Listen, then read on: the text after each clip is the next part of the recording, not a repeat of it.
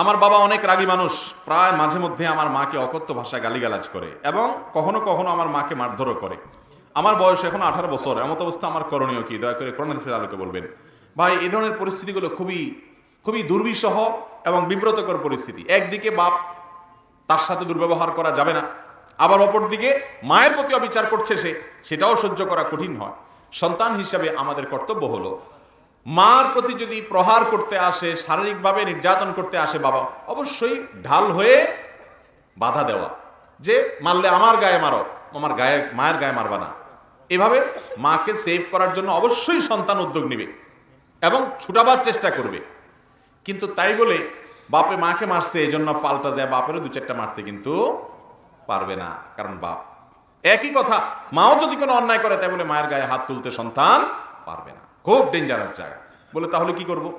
তাহলে আপনি যেটা করবেন সেটা হলো আশেপাশের আলেম ওলামাদেরকে জানাবেন, অন্যান্য আত্মীয় স্বজন মুরব্বীদেরকে জানাবেন, যাতে করে তারা ওনাকে শাসন করে, ওনাকে থামায়। প্রয়োজনে আপনি প্রশাসনের সহায়তা নিতে পারেন, যাতে করে ওনাকে বিরত রাখার জন্য উদ্যোগ নেয়। কিন্তু আপনি নিজে আপনার বাবার সাথে বেয়াদবি করার অধিকার আপনার, খবরদার। এটা বুঝতে হবে।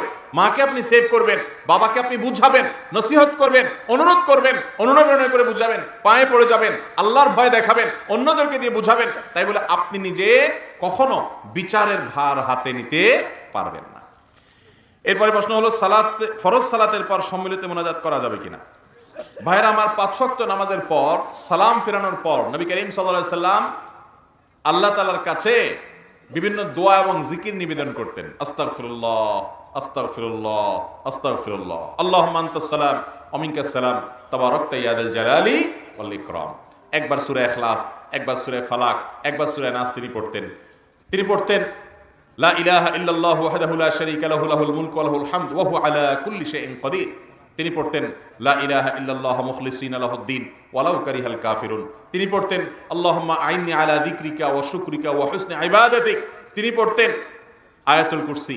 তিনি পড়তেন সুবহানাল্লাহ 33 বার, আলহামদুলিল্লাহ 33 বার, 33 বার আল্লাহু আকবার, 34 নম্বর লা ইলাহা ইল্লাল্লাহু ওয়াহদাহু লা শারীকা লাহু, লাহুল মুলকু ওয়া লাহুল হামদু ওয়া হুয়া আলা কুল্লি শাইইন কাদির। কোন বর্ণনা আছে যে 33 বার সুবহানাল্লাহ, 33 বার আলহামদুলিল্লাহ আর 34 বার আল্লাহু আকবার। তিনি পড়তেন লা ইলাহা ইল্লাল্লাহ মুখলিসিনা লাহুদ্দিন ওয়ালাউ কারিহাল কাফিরুন, লা ইলাহা ইল্লাল্লাহ ওয়া লা না'বুদু ইল্লা ইয়্যাহ, লাহুন নি'মাতু ওয়া লাহুল ফাদলু ওয়া লাহুস সানাউল হাসান। এই 5 ওয়াক্ত নামাজের পর নবী করিম সাল্লাল্লাহু আলাইহি সাল্লাম এতগুলো দোয়া জিকির পড়তেন। এগুলোর সবগুলা যাদের মুখস্থ আছে একটু হাত তুলুন তো দেখি কার কার মুখস্থ আছে। সবার মুখস্থ আছে? এখন জিজ্ঞাসা করলে বলতে পারবেন তো? মাশাআল্লাহ, অল্প কয়েকজন মানুষ হাত তুলছেন, বাকিদের মুখস্থ নাই। তার মানে কি? তার মানে হলো সালাম ফেরানোর পর নবী করিম সাল্লাল্লাহু আলাইহি সাল্লাম যেটা করতেন ওটা আমরা জানি না, আমরা জানি রেডিমেড মোনাজাত। রেডিমেড মোনাজাত বুঝেননি? যে ইমাম সাহেবের সাথে হাত তুললাম, ইমাম সাহেবের সাথে নামাইলাম, কি বললো না বললো খোঁজ খবর নাই। এটা ঠিক 5 ওয়াক্ত সালাতের পর বা যে কোনো সালাতের পর দোয়া কবুল হয়। তিরমিজির বর্ণনা আছে নবী সাল্লাল্লাহু আলাইহি সাল্লাম বলেছেন 2 সময় দোয়া কবুল হয়, এক হলো ভোর রাতে, আরেকটা হলো প্রত্যেক নামাজের পর। এই জন্য কারোর যদি আল্লাহর কাছে কিছু চাওয়ার থাকে তিনি অবশ্যই আল্লাহর কাছে দোয়া করে চেয়ে নিতে পারেন। কিন্তু তাই বলে ইমাম সাহেব ট্র্যাডিশনাল মুনাজাত যেটা আমরা আজকে দেখি, সবাইকে নিয়ে হাত তুলে এভাবে দোয়া করবে। নবী করিম সাল্লাল্লাহু আলাইহি সাল্লাম 10 বছরে প্রায় 18,000 ওয়াক্ত নামাজের ইমামতি করেছেন মসজিদে নববীতে। তারপর 4 খলিফা মিলে 30 বছর ইমামতি করেছেন। সব মিলে প্রায় 80,000 বার ইমামতি করেছেন 4 খলিফা এবং নবী করিম সাল্লাল্লাহু আলাইহি সাল্লাম। ভাইরা আমার, এই দীর্ঘ এত হাজার হাজার বার ইমামতি করেছেন। যারা হাদিস সম্পর্কে ধারণা রাখেন, নবী করিম সাল্লাল্লাহু আলাইহি সাল্লাম জীবনে যদি 2-4 বারও সাহাবীদেরকে সাথে নিয়ে সালাম ফেরানোর পরে এই রেডিমেড মুনাজাত করতেন, তাহলে সেটা অগণিত হাদিসে বর্ণনা আসতো কি আসতো না? সাহাবীরা দেখা বলতেন না যে নবীজি নামাজের পরে সালাম ফিরালেন, এরপর তিনি আল্লাহুম্মা আনতাস সালাম বলার পর হাত তুললেন, আমরা সবাই হাত তুললাম, উনি নামালেন, আমরা সবাই নামালাম। যদি তিনি একবারও করতেন, এটা অসংখ্য বর্ণনায় আসতো কি আসতো না? কিন্তু এরকম কোনো বর্ণনা তো পাওয়া যায় না। বর্ণনা পাওয়া যায় তিনি সালাম ফেরানোর পর ইস্তিগফার পড়তেন, আল্লাহুম্মা আনতাস সালাম পড়তেন, যে দোয়াগুলো এগুলো বলতেন, এরকম বিভিন্ন বর্ণনা আছে। কিন্তু এইভাবে ট্র্যাডিশনাল মুনাজাতের কথা নাই। যদি নবী করিম সাল্লাল্লাহু আলাইহি সাল্লাম ইবাদতের পর এই কাজটি এইভাবে না করেন, তো আমি কার অনুসরণ এটা করব? আমার কথা কি বুঝতে পারছেন? কার অনুসরণে করব আমি বলেন? ইবাদত করতে হবে কার পদ্ধতি অনুযায়ী? রাসূল সাল্লাল্লাহু আলাইহি সাল্লাম নামাজ পড়ছেন না পড়েন নাই? 1-2 বার পড়ছেন? প্রতিদিন 5 ওয়াক্ত পড়ছেন না? 10 বছর ইমামতি করেছেন, 1 ওয়াক্ত ইমামতি ছাড়া আরেকজন ইমামতিতে পড়েন নাই, নিজেই ইমামতি করেছেন। তাহলে তিনি ইমামতি করে সালাম ফেরানোর পর কি করছেন বর্ণনা আসছে। তিনি ব্যক্তিগতভাবে কি করছেন, টয়লেটে কিভাবে পরিচ্ছন্ন হয়েছেন, স্ত্রীর সাথে একান্তে কিভাবে তিনি কথা বলেছেন, তার সবগুলোর বিবরণ হাদিসে আসছে।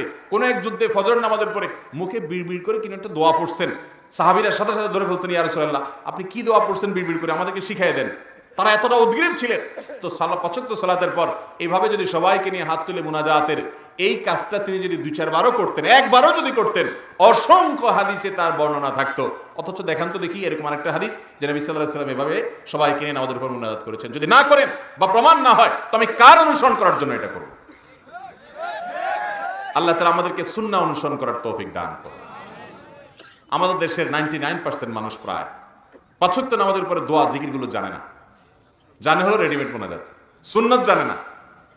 আমি সেটাকে বিদআত বলতে যাচ্ছি না। যদি কেউ এটাকে সালাতের অংশ মনে না করে, আবশ্যক মনে না করে, তাহলে সেক্ষেত্রে এটা বিদআত বলতে পারবো না।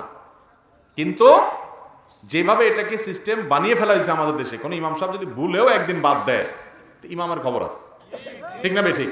তাহলে বোঝা গেল এটাকে আর মানে এটা শুধুমাত্র এমনিতে করা হয় সেই হিসাবে মনে করা হয় না, বরং এটাকে আবশ্যক মনে করা হয়, ঠিক না ঠিক? মুনাজাত তো করতে হবে আল্লাহর সাথে, এই সালাতটাই তো মুনাজাত। সহিহ মুসলিমের হাদিসে আসছে নবী সাল্লাল্লাহু আলাইহি ওয়াসাল্লাম ইবাদত নামাজটাকে বলছেন এটা হলো মুনাজাত মা আল্লাহ, আল্লাহর সাথে কানাঘুষা করা, কথা বলা। আপনি নামাজের মধ্যে কি করেন খেয়াল করেন তো একটু, ইয়্যাকা না'বুদু ওয়া ইয়্যাকা নাস্তাঈন, আল্লাহ তোমারই ইবাদত করি, এই যে আল্লাহর সাথে কথা বলতেছেন। ইহদিনাস সিরাতাল মুস্তাকিম, আল্লাহ সঠিক পথ দেখাও, দোয়া শুরুতে দোয়া, আর মাঝখানে তাসবিহ করতেছেন, তাসবিহ থেকে তারা প্রশংসা করতেছেন, সিজদা থেকে উঠে আবার বসে আল্লাহুম্মা ফিরলি ওয়ারহামনি ওয়াহদিনি ওয়াআফিনি ওয়ারফানি ওয়াজবুরনি ওয়ারযুকনি দোয়া করতেছেন। আল্লাহ ক্ষমা করেন, রিজিক দেন, মাফ করেন, দোয়া করতেছেন।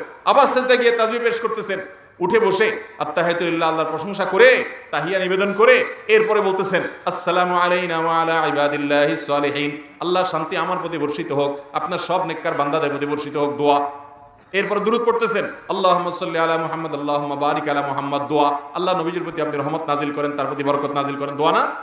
এরপরে আয়েশা দোয়া মাসুরা পড়তেছেন আল্লাহুম্মা ইন্নী যালামতু নাফসি যুলমান কাসীরা ওয়া লা ইয়াগফিরুয যুনুবা ইল্লা আনতা ফাগফির লি মাগফিরাতাম মিন ইনদিক ওয়ারহামনি ইন্নাকা আনতাল গফুরুর রহিম, আল্লাহ আপনি আমাকে মাফ করেন, রহম করেন, আপনি গফুরুর রহিম, দোয়া না? দোয়া না? তাহলে নামাজের শুরুতে সূরা ফাতিহা দাঁড়ায়ও দোয়া করছেন, বৈঠকও দোয়া করছেন, 2 সিজদার মাঝখানে দোয়া করছেন, পুরো নামাজটাই দোয়া, পুরো নামাজটা আল্লাহর সাথে কথোপকথন। এই জন্যই হাদিসে এটাকে মুনাজাত মা আল্লাহ বলা হয়েছে, আল্লাহর সাথে কথোপকথন করা, আল্লাহর সাথে কি করা? কথোপকথন করা, কথাবার্তা বলা এবং দোয়া করা, পুরো নামাজটাই দোয়া। এরপর নবী করিম সাল্লাল্লাহু আলাইহি ওয়াসাল্লাম জিকির করতেন, আল্লাহর প্রশংসা করতেন, নামাজের পর আবার কিছু দোয়া নিবেদন করতেন। মনে রাখবেন যেই জায়গায় নির্দিষ্ট দোয়া হাদিসে সেখানে আছে, সেখানে হাত তোলা, ওই দোয়ার জন্য হাত তোলা সাবেত নাই। যেমন টয়লেটে ঢোকার সময় দোয়া আছে না নাই, কিন্তু হাত তোলেন না তোলেন না? খাবারের শেষে দোয়া আছে না নাই, হাত তোলেন না তোলেন না? কারণ যেখানে দোয়া ফিক্স থাকে হাদিসে, দোয়ার ভাষ্য ঠিক থাকে, ওটা মুখে উচ্চারণ করতে হয়। আর যেখানে দোয়া কবুলের জায়গা বলা আছে, নামাজের পরে দোয়া কবুলের কথা বলা আছে, আপনার আল্লাহর কাছে কিছু চাওয়ার দরকার আছে, অবশ্যই আপনি হাত তুলে লম্বা সময় দোয়া করেন, কোনো অসুবিধা, ভুল বুঝবেন না। আবার অনেকে আছে দোয়াই ছেড়ে দিস, আল্লাহর কাছে চাইতেই জানে না, বেদাত করতে করতে দোয়াই ভুলে গেছে। আছে না আমাদের সমাজে যে হাত তুলতে ভুলে গেছে, অনেক কপাল পড়া এরকম আছে, চোখের পানি ফেলতে ভুলে গেছে, চাইতে ভুলে গেছে। ভাইরা আমার, অবশ্যই আল্লাহর কাছে কি করতে হবে? দোয়া। ওই বুঝা না বুঝা আন্দাজে দোয়া করা যাবে না। অনেক সময় দেখবেন ইমাম সাহেবের সাথে হয়তো ইমাম সাহেব দোয়ার জন্য হাত তুলছে, কেউ একজন এখনো তাসবিহ জিকিরগুলা মাসনুন দোয়াগুলা জিকিরগুলা পড়তেছে, তো আশপাশ থেকে এরকম করে খোঁচা দেয়, দেখবেন মানে হুজুর হাত তুলছে, তুমি বসে আছো কেন? আবার দেখা যাচ্ছে ওই বেচারা হুজুর হাত নামায় ফেলছে, কিন্তু ওনার আল্লাহর কাছে আরো কিছু চাওয়ার আছে, তার কিছু মনের ব্যথা আছে, তিনি আরো দোয়া লম্বা করতেছে, তাও দেখবেন পাশ থেকে এরকম গুতা মারে, এই হুজুর নামায় ফেলছে, তুমি কি করো এখন? আছে না নাই? এটার আমি নাম দিছি রেডিমেড মুনাজাত। রেডিমেড, রেডিমেড মুনাজাত নাই। নামাজের পরে দোয়া আপনি অবশ্যই করবেন, কিন্তু রেডিমেড দোয়া আল্লাহ আমাদের বুঝার তৌফিক দান করুন। কিন্তু ভাইরা, এগুলো নিয়ে খবরদার, গন্ডগোল ফাসাদ করা জায়েজ। আপনি যেটাকে বিশুদ্ধ মনে করছেন সেটার উপর আমল করবেন, কিন্তু যা এলাকার ইমাম সাহেবদের পিছনে ফতোয়াগিরি, ফতোয়া দিয়ে খোঁচাখুচি করা, গন্ডগোল লাগানো, এটা করতে যাবেন খবরদার। ওলামাদের সাথে বেয়াদবি করবেন না। আপনি পারলে বুঝাইতে পারলে বুঝাবেন, না বুঝাতে পারলে নিজেটা নিজে আমল করবেন। তাই বলে আরেকজনের বিরুদ্ধে ফতোয়া দিয়া বিশৃঙ্খল অবস্থা সৃষ্টি করা, সেখানে দলাদলি করা, এগুলো ইসলামে জায়েজ নাই। খবরদার। কেউ মারা গেলে মিলাদ ও খাওয়ার অনুষ্ঠান করা যাবে কিনা? ভাইরা, মানুষ মারা যাওয়ার পর মৃত ব্যক্তির জন্য দোয়া করতে হবে। আর যেই লোক মারা গেছে তার আত্মীয় স্বজন যারা আছে, তার পরিবারের লোক যারা জীবিত আছে, তাদেরকে এলাকাবাসী খাওয়াইতে হবে। এটা হলো সুন্নাহ। নবী করিম সাল্লাল্লাহু আলাইহি সাল্লাম নির্দেশ করেছেন, তোমরা অমুকের জন্য, তার পরিবারের জন্য খাবারের ব্যবস্থা করো, কারণ তারা প্রিয়জন হারিয়ে মন খারাপ, তাদের রান্নাবাড়া করার মতো মানসিকতা নাই। এজন্য যে মারা গেছে তার পরিবারের লোক যারা জীবিত আছে তাদেরকে বরং এলাকাবাসী খাওয়াইতে হবে। এটা হলো কি সুন্নাহ। আমাদের দেশে খাওয়ায়, সব এলাকায় খাওয়ায়, একটু হলো একদিন দুই দিন দুই চার বেলা হইলো খানা পাঠায়। যে বেচারা মরে গেছে আশেপাশ থেকে অন্যান্য ঘরের লোকেরা, প্রতিবেশীরা খাবার পাঠায়। প্রথম দুই দিন চার দিন বা দু চার বেলা খানা খাওয়ানোর পর এরপরে ওই 40 নম্বর দিনে সুদে আসলে সব একসাথে উঠায় নেয়। ঠিক না ভাই? ঠিক। খাওয়ায় 4 বেলা 3 বেলা, হয়তো তাদের 5 জন 7 জনের খানা দেয়। এরপরে পুরো এলাকাবাসী গরু জবাই করে খায়। না খাওয়াইলে আবার বলে কি ছেলে মেয়ে রেখে গেছে, কাউকে একটু হাতও ধোয়াইলো না, কাউকে একটু দুটা ভাতও খাওয়াইলো না। এটা বলে কি বলে না? ভাইরা মা, খুবই খারাপ একটা বিষয়, মনে রাখবেন। মাকসাদুশ শরিয়ার খেলাফ কাজ। শরীয়ত যা চাচ্ছে এটা তার উল্টাটা চাচ্ছে। ওই লোকগুলো তাদের প্রিয়জন হারায়, তাদের মন খারাপ হয়েছে, আপনারা এলাকাবাসী তাদের কাছ থেকে খানা দাবি করেন। কিরে ভাই, খানা তো দাবি করে মানুষ সুখের সময়। বিয়ে করে নতুন বউ ঘরে তুলে আনছো, একটা আস্ত মেয়ে নিয়ে আসছো আরেকজনের, খুশির চোটে এবার সবারই অলিমা খাওয়াও, ঠিক না? তোমাকে আল্লাহ একটা ছেলে দিছে, মেয়ে দিছে, খুশির চোটে আকিকা খাওয়াও। ছেলেটা পাশ করছে পরীক্ষা, চাকরি পাইছে, খুশির চোটে মানুষের মিষ্টি খাওয়াও। তাহলে এই খাওয়া খায়ের ব্যাপারটা তো আনন্দের সময় হয়, ঠিক কিনা? তা আপনার বাবা মারা গেছেন, আপনার মা মারা গেছেন, আপনি এলাকাবাসীকে খাওয়াচ্ছেন বা খাওয়াবেন, তার মানে আপনি খুশি যে বুড়া মরছে, যাক আমি খুশি, এই জন্য সবাই খাওয়াইলাম। ব্যাপারটা এরকম হয়ে গেল না ভাইরা আমার? এটা হিন্দু ধর্মাবলম্বী ভাইদের থেকে আসছে আমাদের সমাজে। আপনাদেরকে আমি বিভিন্ন জায়গায় বলি, আপনারা গুগলে শ্রাদ্ধ লিখে সার্চ দিবেন। শ্রাদ্ধ, তালিব্বেশ রফালা আকার দয়ের পিঠে বড় ধ, শ্রাদ্ধ লিখে সার্চ দিবেন। সবার হাতে হাতে মোবাইল আছে।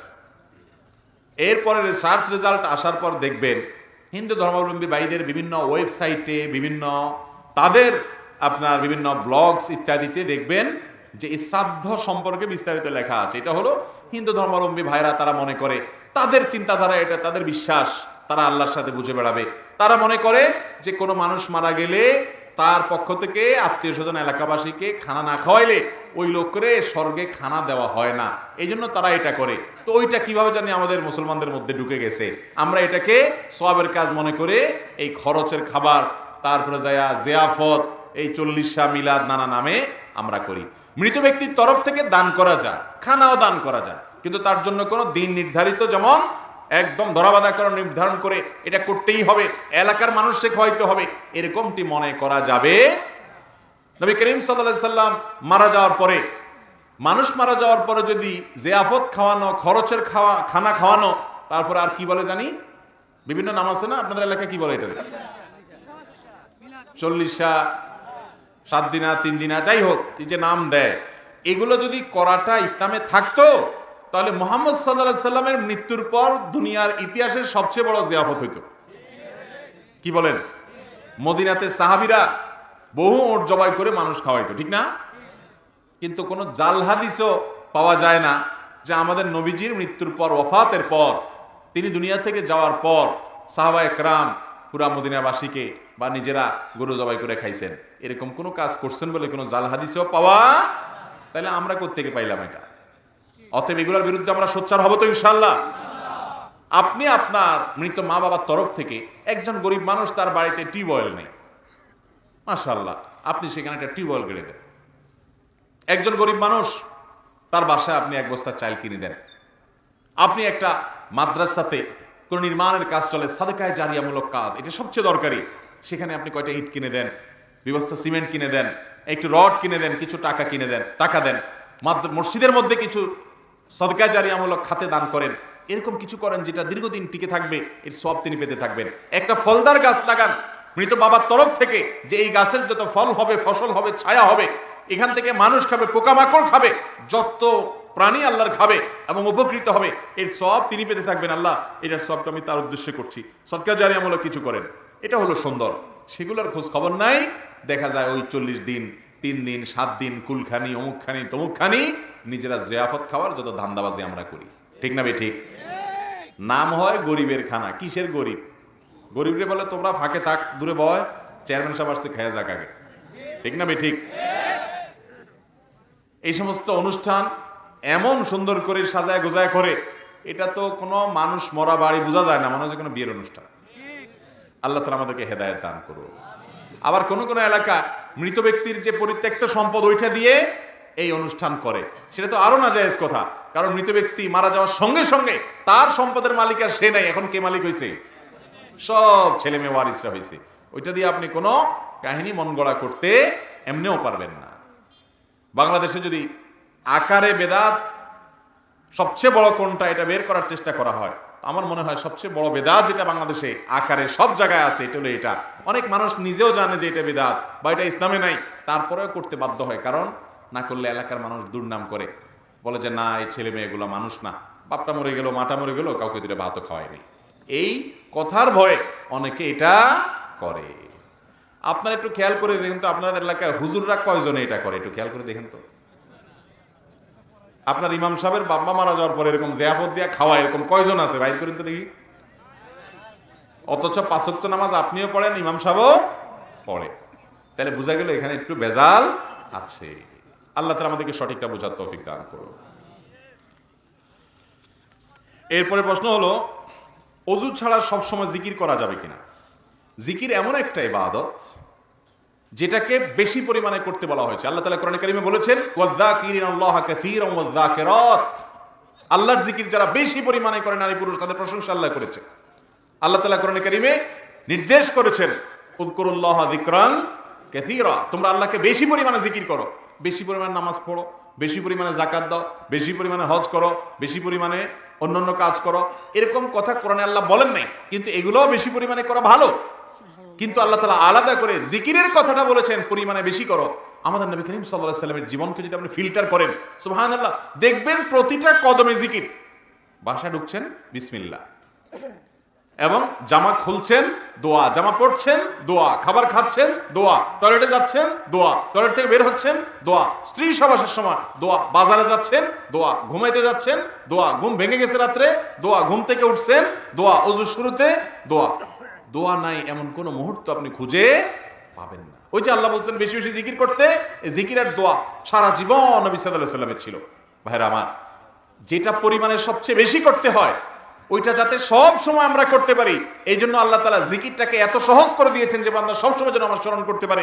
এই জন্য জিকিরের জন্য অজুর শর্ত না, বিনা অজুতে জিকির করা যায়।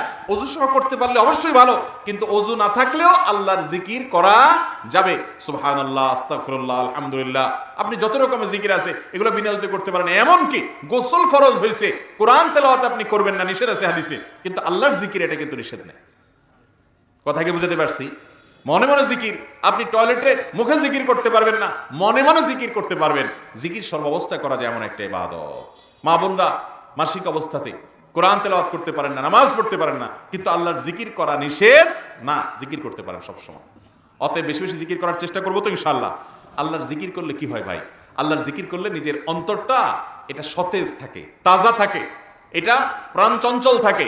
নবী সাল্লাল্লাহু আলাইহি ওয়াসাল্লাম বলেছেন, মাসালুল্লাযী ইয়াযকুর ওয়াল্লাযী লা ইয়াযকুর মাসালুল হাইয়্যি ওয়াল মাইয়্যিত। বুখারীর হাদিস।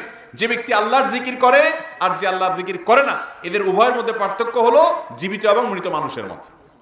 আল্লাহ তাআলা আমাদেরকে বুঝার তৌফিক দান করুন। এবার প্রশ্ন হলো, আমরা দুই ভাই ব্যবসা করি, নামাজের সময় হলে এক ভাই জামাতে নামাজ আদায় করি আর অন্যজন পরে নামাজ আদায় করি, এভাবে নামাজ আদায় হবে কিনা? দুই ভাই একসাথে দোকানদারি করলে দেখা যায় যে দুজন একসাথে মসজিদে গিয়ে নামাজ পড়তে পারেন না। তো এক্ষেত্রে যেটা করতে পারেন, যে দুই ভাই দোকানের মসজিদে দূরে হয়, তাহলে দোকানের মধ্যে দাঁড়ায় জামাত করবেন। ওই টাইমটাতে কেনাবেচা হবে না। 10 মিনিট 15 মিনিট কেনাবেচা না হলে কি ব্যবসা লাঠে উঠে যাবে? যেহেতু এটা একদিনের ব্যাপার না, প্রতিদিনের ব্যাপার। মুসলমান প্রতিদিন জামাত ত্যাগ করে একা একা নামাজ পড়বে, এটা মানা যায় না। কারণ সালাতুল জামাআতে তাফদুলু সালাতাল ফাযযি বি27 দারাজা। একাকী নামাজের চাইতে জামাতে নামাজে 27 গুণ বেশি সওয়াব। একটা জিনিস কিনলে সাথে 27টা পাবেন, জীবনে মিস করবেন?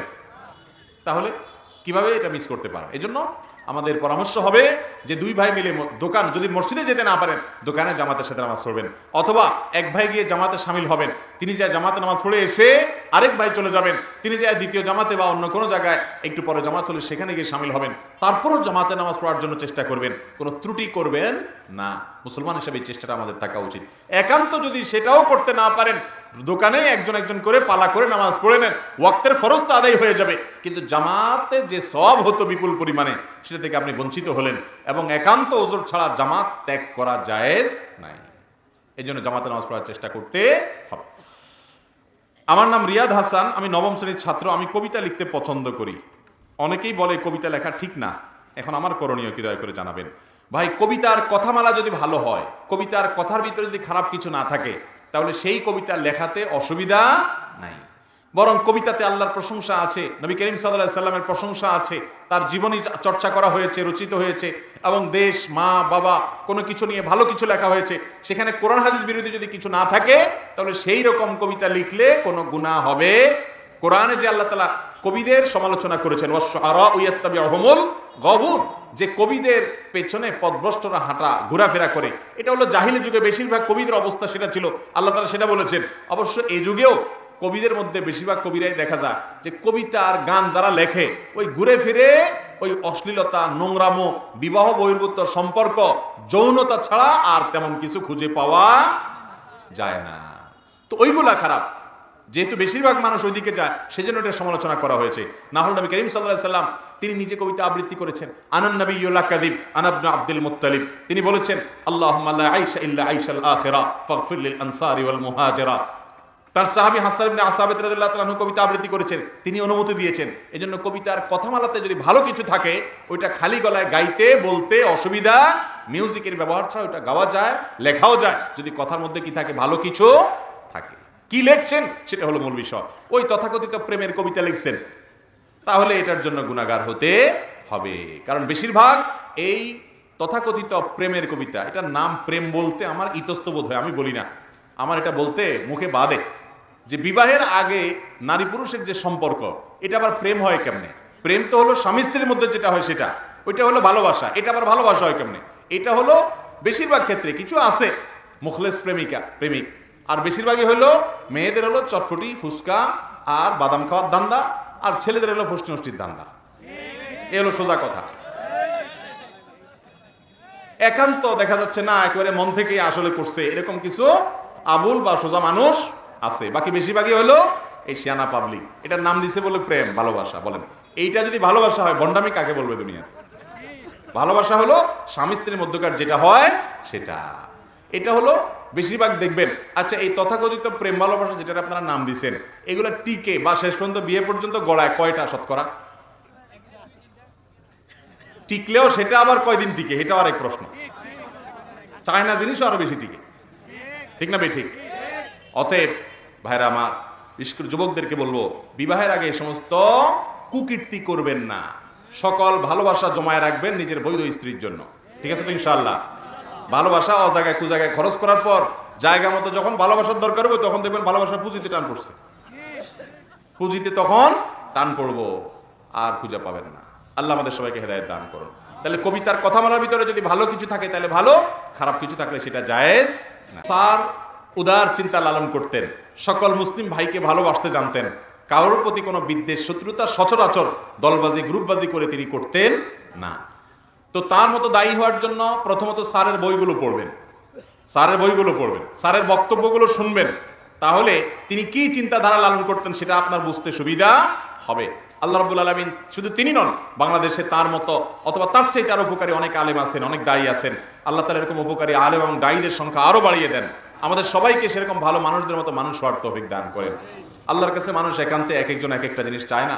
আমি আল্লাহর কাছে প্রায় সময় চাই, বিশেষ করে উমরাতে গেলে, হজে গেলে, আমার চাওয়ার যে তালিকা লিস্টটি থাকে এর মধ্যে এটা থাকে যে আল্লাহ আপনি আব্দুল্লাহ জাহাঙ্গীর মোল্লার মতো আখলাক, তার মতো উন্নত ব্যবহার আচরণ, সকল মুসলিম মিল্লাতের জন্য তার যে দরদি চিন্তা চেতনা, আল্লাহ এটা আপনি আমাকে দান করেন। একবারে সত্যি সত্যি আমার ভিতরে যেন এটা পরিপূর্ণ মাত্রা চলে আসে। এই জন্য আল্লাহ তাআলা আমাদের সবাইকে, শুধু তিনি নন, আরও যে সমস্ত উলামায়ে কেরাম দেশে দীর্ঘকাল কাজ করেছেন, করে চলেছেন, আল্লাহ তাআলা তাদের ভালো গুণগুলো আমাদেরকে অর্জন করার তৌফিক দান করুন।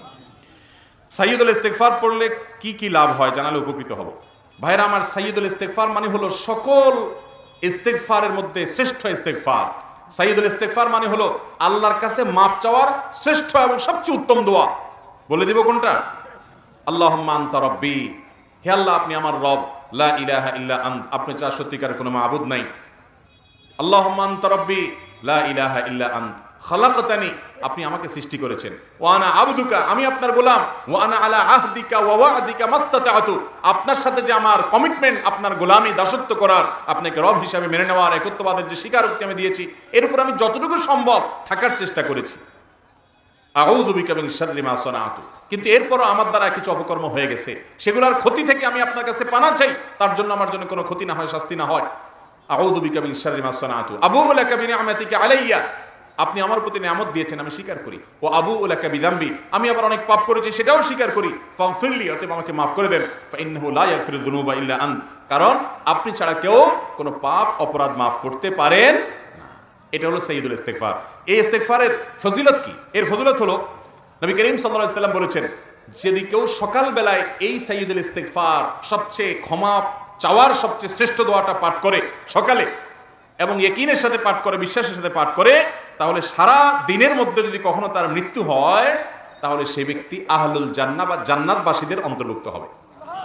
সন্ধ্যার সময় যদি এই দোয়া কেউ পড়ে এরকম বিশ্বাসের সাথে, ইয়াকিনের সাথে, তাহলে সেক্ষেত্রে ওই রাতের ভিতরে যদি তার মৃত্যু হয়, সেও আল্লাহ রাব্বুল আলামিনের কাছে জান্নাতবাসী হিসাবে যাবে ইনশাআল্লাহ। অতএব সাইয়্যিদুল ইস্তেগফার পড়বো তো ইনশাআল্লাহ। সাইয়্যিদুল ইস্তেগফার এটা আমাদের মধ্যে একেবারে মুখস্থ হয়ে যাওয়া উচিত, বারবার করে আমাদের পড়া উচিত। এরপর প্রশ্ন হলো, অনেকে মানত করেন যে আমার পছন্দের দল কাপ না জিতলে আমি বিবাহ করব না, এই জন্য অনেকে বছরকে বছর না বিবাহ করা ছাড়া থাকেন। ইসলামের দৃষ্টিতে জায়েজ আছে কিনা? ভাইরা আমার,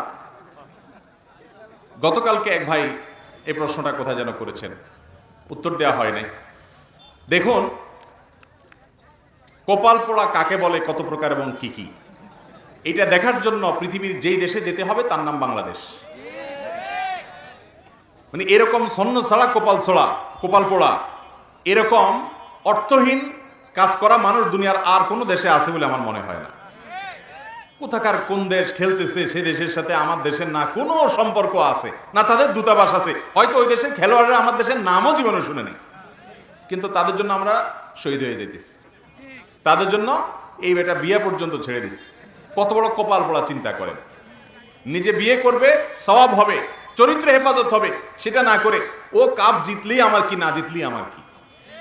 বিশেষ করে যখন কেউ মুশরিক হয়, অমুসলিম হয়, আল্লাহদ্রোহী হয়, তখন তার জন্য অন্তরে এত ভালোবাসা দেওয়া, এটা ঈমানের দুর্বলতার লক্ষণ, ঈমানের দুর্বলতার লক্ষণ। অতএব এইরকম কাজ নাজায়েজ। যদি কেউ এরকম সংকল্প করে থাকেন, তাহলে তার সে সংকল্প ভাঙা বরং ওয়াজিব। এই সংকল্প ভঙ্গ করা কি? উল্টাপাল্টা সংকল্প করলে সেটা রক্ষা করা ইসলামে জায়েজ নাই। সে কাপ না পাইলে আপনি বিয়ে করবেন না, মানে এর চেয়ে বড় পাগলামি, এর চেয়ে বড় মানে নির্বুদ্ধিতার কাজ আর কি হতে পারে দুনিয়াতে? বলেন। আল্লাহ তাআলা আমাদের ভাইদেরকে হেদায়েত দান করুন, বুঝার তৌফিক দান করুন। আপনি এইভাবে যা খুশি তা করবেন, আল্লাহর কাছে এগুলোর জন্য জবাবদিহি করতে হবে। কোনো ইমাম যদি সুদের কারবারের সাথে জড়িত হয়, সুদি লোন নেয়, সুদ দেয়, সুদি লোন দেয়, যে কোনোভাবে সুদের সাথে সম্পৃক্ত হয়, তাহলে এই ব্যক্তিকে ইমাম হিসাবে নিযুক্ত করা জায়েজ নাই। মসজিদ কর্তৃপক্ষের কর্তব্য এই ইমাম সাহেবকে ইমামতি থেকে বরখাস্ত করা। যদি তিনি তওবা করে তার কৃতকর্মের জন্য লজ্জিত হয়ে, অনুতপ্ত হয়ে ফিরে আসেন, তাহলে সেক্ষেত্রে ভিন্ন কথা। কিন্তু যতক্ষণ পর্যন্ত তিনি এই অপকর্মে লিপ্ত আছেন, ততক্ষণ পর্যন্ত তাকে আর ইমাম হিসাবে নিযুক্ত করা বা ইমাম হিসাবে তাকে বহাল রাখা, এটা মসজিদ কর্তৃপক্ষের জন্য জায়েজ নাই। কিন্তু মুসল্লিরা যদি এরকম ইমামের পিছনে নামাজ পড়ে, তাদের নামাজ হয়ে যাবে, তাদের নামাজ হয়ে যাবে। কারণ ও আল্লাহ তাজিরু ওয়াজিরাতুন বিজরা উখরা, আল্লাহ কোরআনে বলছেন একজনের পাপের বোঝা আরেকজন বহন করবে না। ইমাম সাহেব তিনি পাপ করেছেন, তার পাপে তাকে পাবে, তার পাপে আপনার ক্ষতি হবে। কিন্তু যার পেছনে নামাজ পড়বো, এই লোকটার মধ্যে যদি কাবিরা গুনাহ থাকে, এই লোকটার ভিতরে বড় অপরাধ যদি থাকে, তাহলে সেক্ষেত্রে তার প্রতি অভক্তি আসবে, তার কাছ থেকে শিখতে পারবো না। সেজন্য এরকম লোককে ইমাম হিসাবে নিয়োগ দেওয়াও জায়েজ নাই, ইমাম হিসাবে বহাল রাখাও জায়েজ নাই। কিন্তু যদি কথার কথা কর্তৃপক্ষ এটাকে গা না করে, তারা ইমাম সাহেবের এই হারাম কাজ দেখেও না দেখার বান করে, তাহলে সেক্ষেত্রে আপনি আশেপাশে অন্য ভালো মসজিদ না থাকলে এই ইমামের পিছনে জামাতের সাথে নামাজ পড়লে আপনার নামাজ আদায় হবে, আপনার নামাজের সমস্যা হবে না। আমাদের অনেক ভাইরা আছেন, শয়তান তাদেরকে ওয়াসওয়াসা দেয়, কুমন্ত্রণা দেয়, বলে যে এই ইমামের পিছনে নামাজ পড়বি, এ বেটা তো হারামে লিপ্ত। ভাইরা আমার, ইমাম যদি গুনাহেও লিপ্ত হয়, সেই অজুহাতে আপনি জামাতের সাথে নামাজ না পড়ে একা একা নামাজ পড়লে সেটা কিন্তু জায়েজ হবে না। হাজ্জাজ ইবনে ইউসুফ অনেক বড় জালেম শাসক ছিল, অথচ সাহাবা একরাম তার পিছনে জামাতের সাথে নামাজ পড়েছে। সে খারাপ, কিন্তু তার বিকল্প নাই। এখন হয় একা একা নামাজ পড়া লাগে, আর না হলে তার পিছনে পড়া লাগে। তারপরও তারা একা একা পড়েন নাই। জামাতে নামাজের গুরুত্ব শরীয়তে এত বেশি। ইমাম সাহেব খারাপ, এই অজুহাতে একা একা নামাজ পড়লে গুনাহ হবে। কথা কি বুঝাতে পারছি? অতএব খারাপ ইমামের পিছনে নামাজ পড়লে নামাজ হয়ে যাবে। হ্যাঁ, ইমামের মধ্যে যদি আকীদাগত সমস্যা এরকম থাকে যে সে খারেজেল মিল্লাহ হয়ে যায়, ইসলাম থেকে খারিজ হয়ে যায়, শিরকে আকবর করে, কবরে সিজদা করে, মাজারে পূজা করে, তাহলে তো সে ইসলাম থেকে খারিজ। এরকম ব্যক্তির পিছনে নামাজ পড়া যাবে না। কথা কি বুঝাতে পারছি? যদি এরকম ইমাম থাকে যে ইমাম হারামে লিপ্ত, তাহলে সেক্ষেত্রে অন্য মসজিদে যাবেন, নিজের আলাদা জামাত করবেন প্রয়োজনে, কিন্তু তাই বলে একা একা নামাজ পড়তে পারবেন না। আর বাইরে প্রশ্ন দিয়ে না, হাতে যেগুলো আছে করে। আমাদের এলাকায় তারাবির 4 রাকাত সালাত পরপর সুবহানাজিল মুলকি ওয়াল মালাকুতে এই দোয়া নিয়মিত পাঠ করা হয়। এই দোয়া পাঠ করা জায়েজ নাকি বিদআত? ভাইরা আমার, ফতোয়া শামিতে এই দোয়াটা উল্লেখ আছে, কিন্তু তারাবির 4 রাকাতের পরপর কোন দোয়া পাঠ করার কথা নবী করিম সাল্লাল্লাহু আলাইহি সাল্লামের কোন হাদিস থেকে প্রমাণিত নয়। 4 রাকাতের পরপর যে বৈঠকটা হয়, এই বৈঠকটা হলো জালসায়ে ইস্তিরাহা টাইপ, অর্থাৎ এটা হলো আরামের জন্য, রেস্টের জন্য বসা হয়। এখন 4 রাকাতের পরে মুসল্লিরা সবাই যদি সুবহানাল মুলকে ওয়াল মালাকুতে বলে টান দেয়, তাহলে কি আরাম হয় না আরো ব্যারাম হয়? কিরে ভাই, এতক্ষণ তো ইমাম সাহেব হাফেজ সাহেবরা তেলাওয়াত করছে, আপনি শুধু দাঁড়া দাঁড়ায় শুনছেন, তাই না? ডিউটি সব হাফেজ সাহেবরা করছে। এখন 4 রাকাত পরে যদি সুবহানাল মুলকে পড়া লাগে, তাহলে তো এখন ডিউটি আপনার হয়ে গেল, তাহলে তো আরাম হলো না। তাহলে শরীয়তের মাকসাদ যেটা, মাকসাদুশ শরিয়ার খেলাফ হয়। এই জন্য অনেক ভাইরা আমাদের আছেন, তারা এই দোয়া জানা না দেখে তারাবির নামাজ পড়ে না। গ্রামে অনেক লোক এরকম পাওয়া যায়, তারাবি পড়ে না। যদি জিজ্ঞাসা করেন তারাবি কেন পড়তে যাও না নামাজ, বলে যে আমার এখনো তারাবির দোয়া মুখস্থ হয়নি। যেই দোয়ার কোনো ভিত্তি কোরআন হাদিসে নাই, সেটার উপরে ভিত্তি করে বা সেটা মুখস্থ নাই দেখে তারাবি পড়তেছে না, এটা ভুল। অতএব 4 রাকাত পরপর সুবহানাল মুলক ওয়াল মালাকুতে পড়ার কথা কোরআন হাদিসে কোথাও আসে নাই।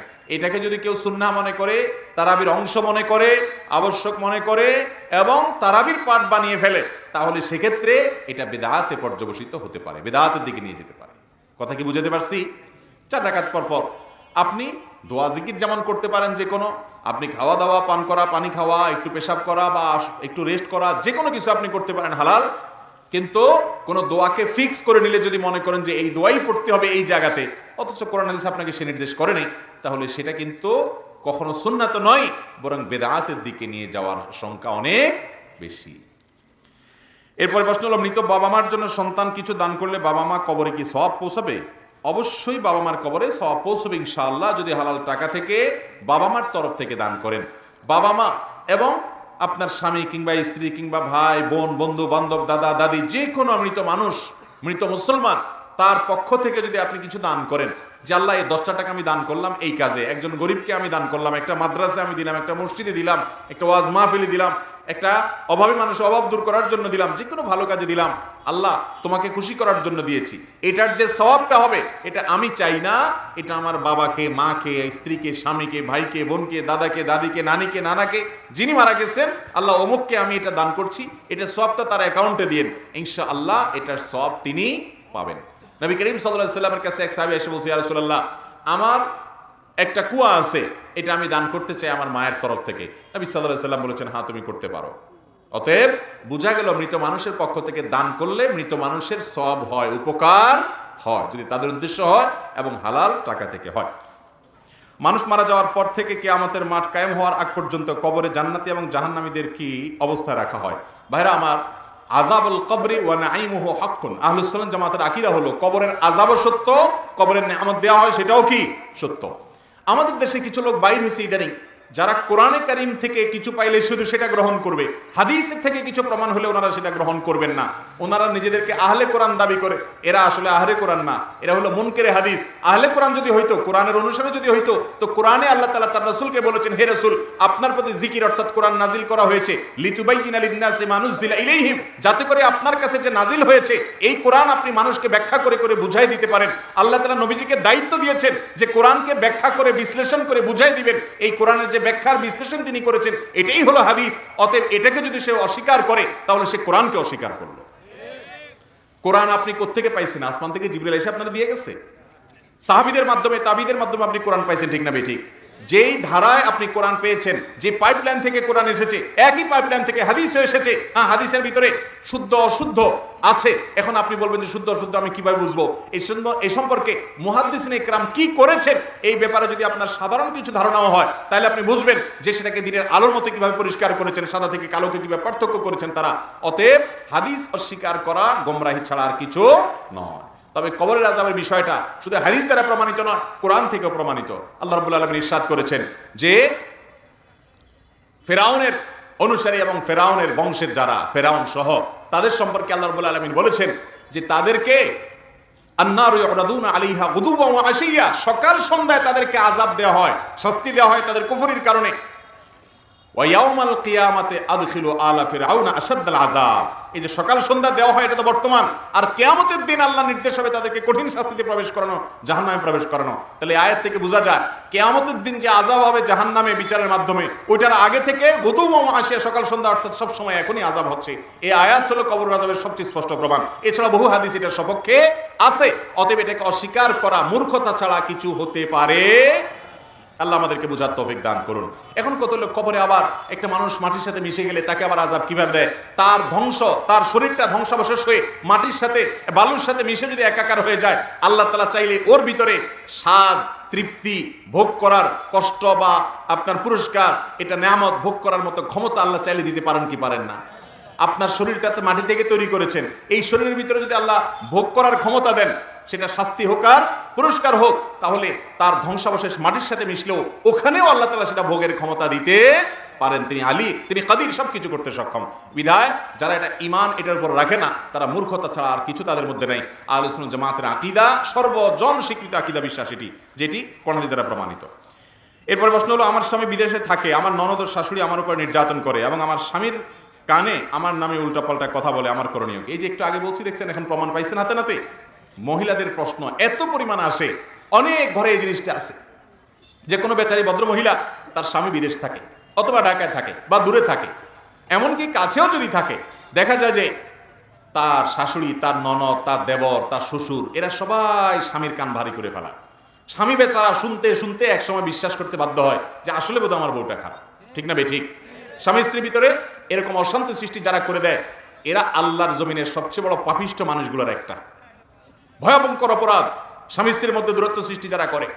একই কথা, কোন স্ত্রী যদি তার শাশুড়ি, শ্বশুর, দেবর, ননদ তাদের সম্পর্কে মিথ্যা কথা বলে, স্বামীকে যদি তাদের বিরুদ্ধে খেপিয়ে তোলে, বীতশ্রদ্ধ করে, তাহলে সেও এইরকম জঘন্য অপরাধের অপরাধী। মনে রাখবেন, আপনি আল্লাহর হক যদি নষ্ট করেন, তাহলে আল্লাহ রাব্বুল আলামিনের কাছে এত পাকড়াও হবে না যত পাকড়াও হবে বান্দার হক নষ্টের কারণে।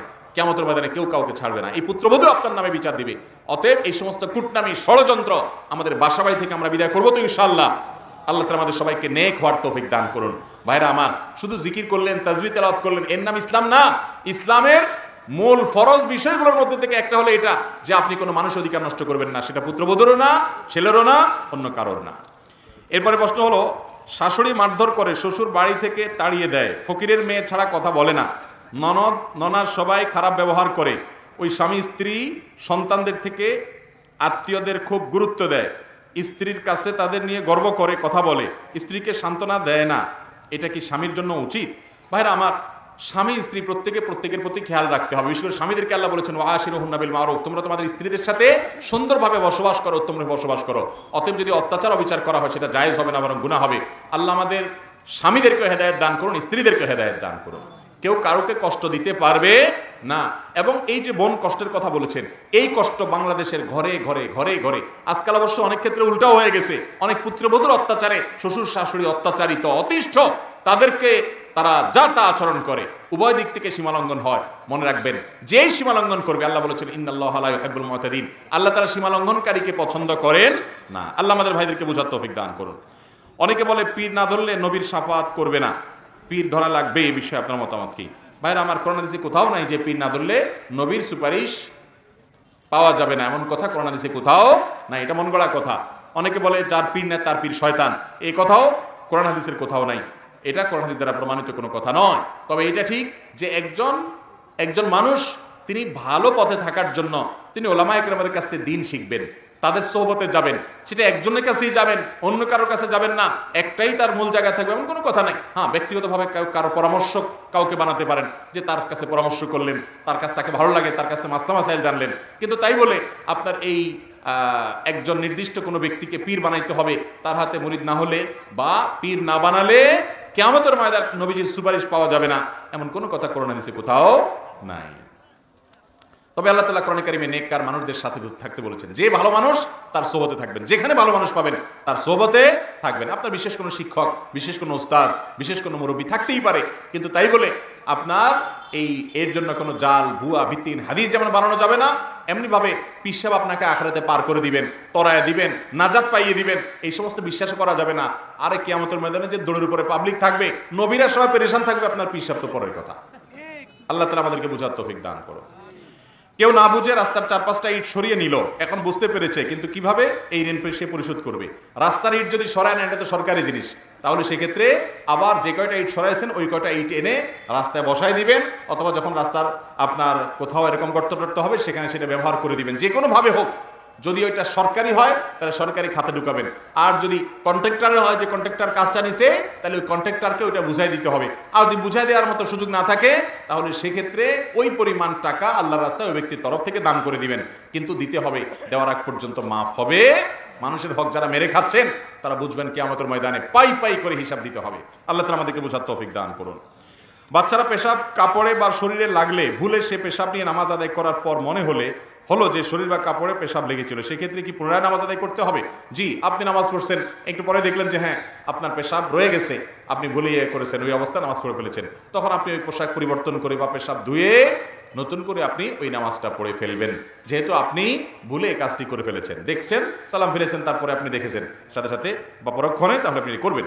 আমার স্বামী মাঝে মধ্যে নেশা করে, আবার জুয়া খেলে, আমি নিষেধ করলে আমাকে মারধর করে, মায়ের ভয়ে আমি এখন কিছু বলি না, আমি এখন নিষেধ করি না বলে আমার কোনো গুনাহ হবে কিনা? অবশ্যই না।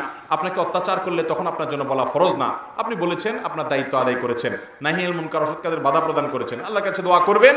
এরপরে আপনাকে আল্লাহ বাধ্য করেন নাই, লা ইউকাল্লিফুল্লাহু নাফসান ইল্লা উসআহা, সাধ্যের বাইরে আল্লাহ কিছু করতে কাউকে বলেন নাই। আপনি বলছেন, এখন বলতে গেলে আপনাকে মায়ের দেয়, অত্যাচার করে, তাহলে আপনি অত্যাচার থেকে বাঁচার জন্য না বললে আপনার কোনো গুনাহ হবে না ইনশাআল্লাহ।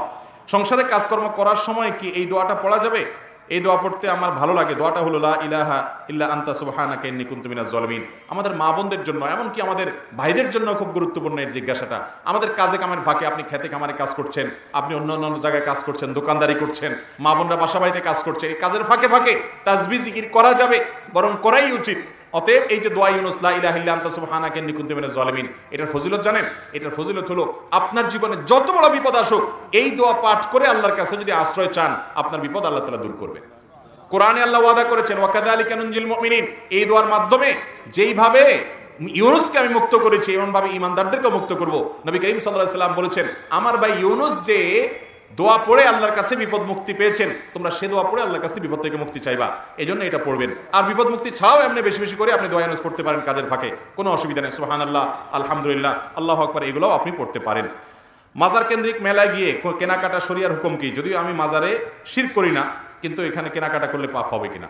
যেখানে গেলে তাদের দল ভারী হবে, ওই মজমা জমবে এবং ওইটাতে এক ধরনের অংশগ্রহণ হয়, সেখান থেকে দূরে থাকতে হবে। কারণ হাদিসে আসছে, মান কাসসারা সাওয়াদা কওমিন ফাহুয়া মিনহুম, যদি কেউ কোনো দলের দল ভারী করে কোথাও গিয়া, সে তাদের অন্তর্ভুক্ত হয়। তবে সেখান থেকে কিনলে সে কেনাটা হারাম হয়ে যাবে, ব্যাপারটা সেরকম না। বিশেষ করে সেখানে যদি দল ভারী করার ব্যাপার না থাকে, না যদি ওপেন থাকে, ধরেন পূজা উপলক্ষে অনেক ছাড় দেয় অনেক দোকানে, ওই ছাড় নেওয়াতে কোনো অসুবিধা হবে না। সর্বশেষ প্রশ্ন, কারণ রাত হয়ে গেছে অনেক, কোরবানির গরুকে ওষুধ খাওয়ানো যাবে কিনা, যা মোটা তাজাকরণ পদ্ধতিতে ব্যবহার করা হয়? কোরবানি গরু বলে কোনো কথা নয়, যে কোনো গরুতে, যে কোনো পশুতে এমন কোনো ওষুধ প্রয়োগ করা যাবে না, এমন কোনো ওষুধ খাওয়ানো যাবে না যে ওষুধ খাইলে তার নিজের শরীরের মধ্যে আপনার ক্ষতিকর জিনিস প্রবেশ করে এবং সেই গোশত খেলে মানুষের অসুস্থতা হয়, রোগবালাই হয়, কিডনি রোগে আক্রান্ত হয়, ক্যান্সারে আক্রান্ত হয়। সেরকম কিছু পশুকে খাওয়ালে গুনাহ হবে, কারণ এটা মানুষের ক্ষতির কারণ। ইমানদার কখনো সেটা করতে পারে না, অথচ বেশিরভাগ নামধারী মুসলমানরা আমাদের দেশে সে কাজটা করে। আল্লাহ তাআলা আমাদের সবাইকে বোঝার তৌফিক